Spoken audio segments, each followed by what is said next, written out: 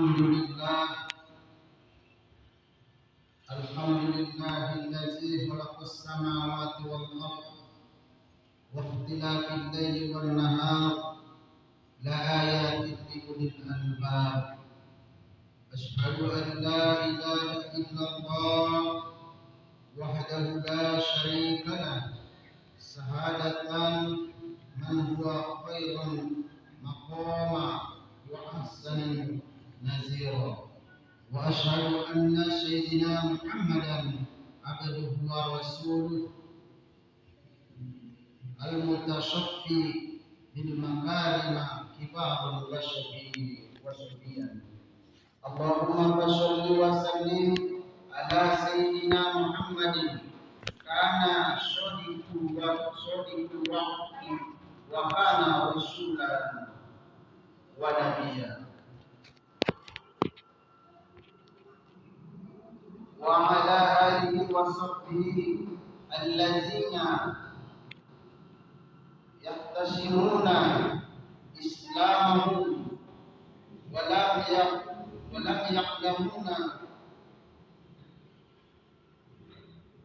ya'lamuna syai'an qariba. Amma ba'du, fa ya ayyuhal hadithun rahimakumullah, usi wa nafsi wa iyyakum bittaqwallah faqad faza al-muttaqun. Qala Allah ta'ala wa min ayatihi al-laila wan-nahar wasyamsu wal-qamar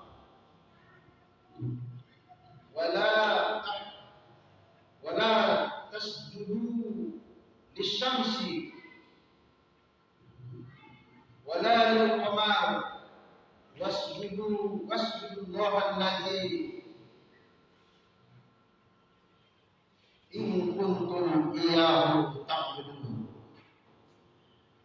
Jamaah salat gerhana bulan yang dimuliakan oleh Allah Subhanahu wa taala.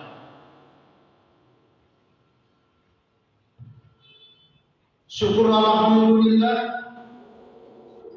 marilah kita ucapkan kehadirat Allah Subhanahu wa taala yang senantiasa masih memberikan kesempatan dan kesehatan kepada kita bersama, masih bisa hadir dan berkumpul di masjid yang kita cintai ini dalam rangka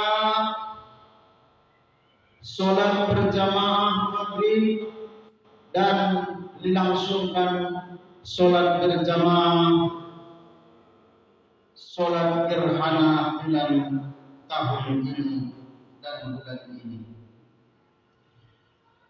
Hadirin sidang sholat gerhana bulan yang dimuliakan Allah, pertama dan yang utama sekali, khatib berwasiat kepada diri khatib sendiri, lebih kepada saudara-saudari sekalian, marilah selalu meningkatkan ketakwaan kita kepada Allah Subhanahu wa taala dengan takwa yang sebenar-benarnya, yakni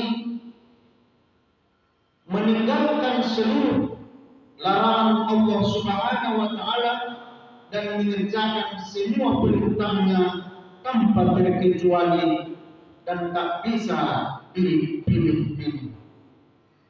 Saudara-saudari sidang sholat gerhana bulan rahimakumullah, sebagaimana firman Allah Subhanahu wa taala di dalam Al-Qur'an, wa min ayatihi al-laila wan-nahar wasyamsu wal-qamar la tasjudu lis-syamsi wa la lil-qamar wasjudu Allaha alladzi khalaqahunna in kuntum iyyahu ta'budun. Maka sebagai orang-orang yang beriman dikala ada gerhana, kita dianjurkan sholat, banyak istighfar, bukan malah sorak-sorak, ria, seolah-olah hidup selamanya, tidak ingat akan kematian, padahal mengingat mati adalah rem kehidupan. Hadirin jamaah salat terhadap bulan yang dimuliakan oleh Allah. Setiap kita sudah tentu pasti mengimani bahwa seluruh apa yang ada di alam semesta ini adalah ciptaan Allah Subhanahu wa Ta'ala. Matahari, bulan, bumi, planet, gunung, laut, rerumputan, hewan ternak, udara, benda-benda langit, jin, manusia, hingga seluruh detail organ dan sel-sel di dalamnya tidak luput dari penguasaan dan pengaturan Allah Subhanahu wa Ta'ala. Tak satu pun makhluk lepas dari sunnatullah. Inilah makna Allah sebagai Rabbul Alamin, pemilik sekaligus penguasa dari seluruh keberadaan. Al-Khaliqu kulla syai', pencipta segala sesuatu. Namun, apakah nilai lebih selanjutnya setelah kita mempercayai itu semua? Allah menciptakan segala sesuatu, tak lain sebagai ayat atau tanda akan beradaannya. Dalam khazanah Islam lazim kita dengar istilah ayat kauniyah dan ayat kauniyah.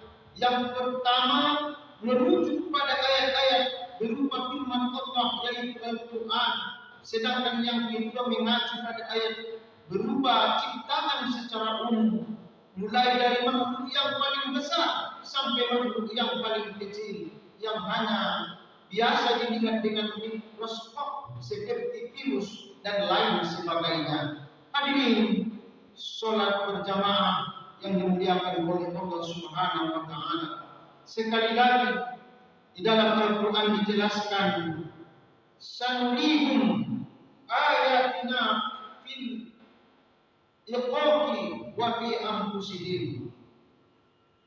Kami, artinya Allah, akan memperlihatkan kepada manusia, kepada mereka tanda-tanda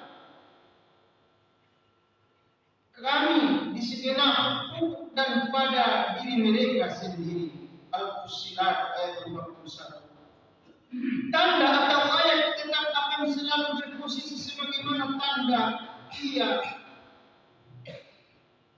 ia medium atau perantara untuk mencapai sesuatu.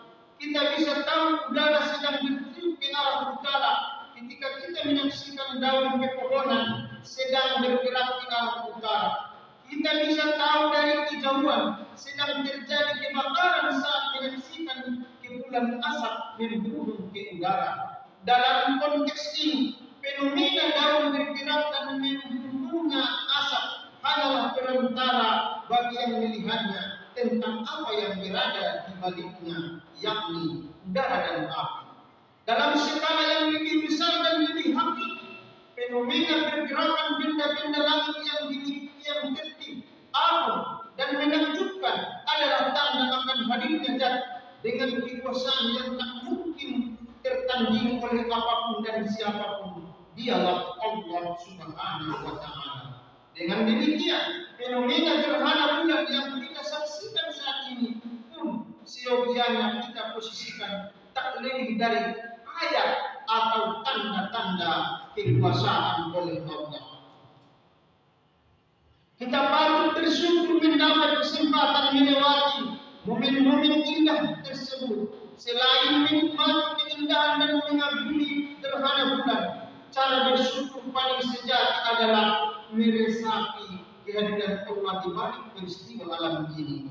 Jamaah salat gerhana bulan yang dimuliakan Allah, kita sering mendengar anjuran untuk mengucapkan tasbih, subhanallah, maha suci Allah. Dikala kita melihat sesuatu yang menakjubkan, maka sesungguhnya itu manifestasi iman yang keluar dari hati yang paling dalam, bahwa segala sesuatu harus dikembalikan kepada Allah pemilik semua makhluk. makhluk adalah selain Allah Subhanahu wa taala.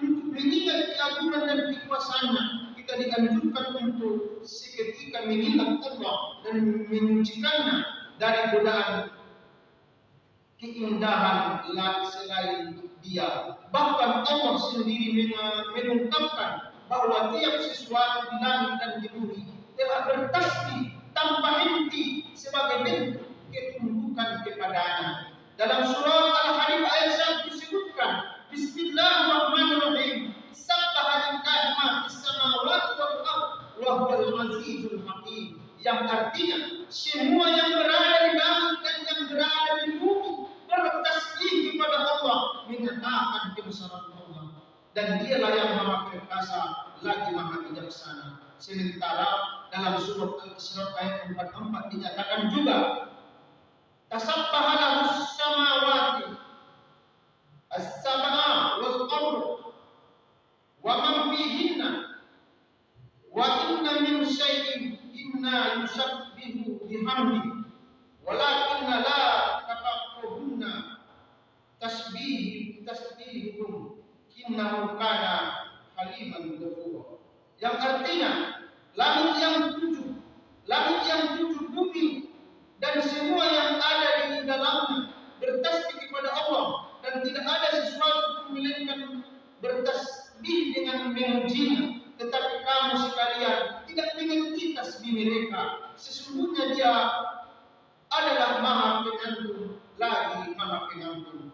Jamaah salat gerhana bulan rahimakumullah. Apa konsekuensi lanjutan saat kita mengimani, menyucikan serta mengagungkan Allah? Tidak lain adalah berintrospeksi betapa lemah dan rendah diri ini di hadapan Allah. Artinya meningkatnya pengagungan kepada Allah berbanding lurus dengan menurunnya sikap takabur, angkuh atas kelebihan-kelebihan diri kita, termasuk bila itu prestasi ibadah. Yang diingat adalah ketakberdayaan diri, sehingga memunculkan sifat merasa bersalah dan bergairah untuk memperbanyak istighfar. Dalam momen gerhana bulan ini pula kita dianjurkan untuk mewujudkan seluruh kebanggaan dan keagungan di luar Allah, sebab pada hakikatnya semuanya hanyalah tanda. Wa min ayatihi al-laili wan nahar wasyamsu wal qamaru la tasjudu lis-samsi wala lil-qamar wasjudu lahu allazi khalaqahunna in kuntum iyyahu ta'budun. Sebagian tanda-tanda kebesarannya ialah malam, siang, matahari dan bulan. Jangan kalian bersujud pada matahari dan jangan pula pada bulan, tetapi bersujudlah kalian kepada Allah yang menciptakan semua itu, jika kamu hanya menyembahnya. Quran Al-Fussilat ayat 1.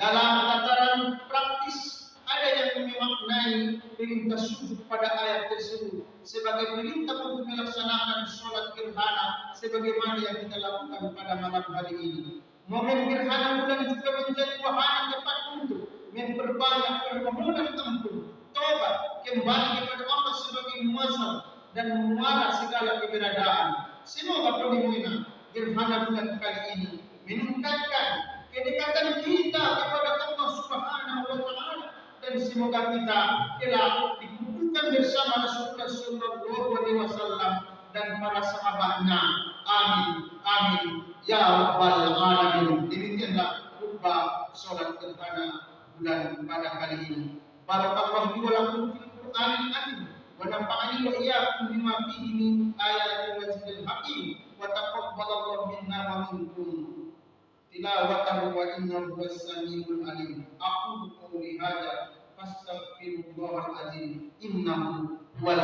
ghafurur rahim.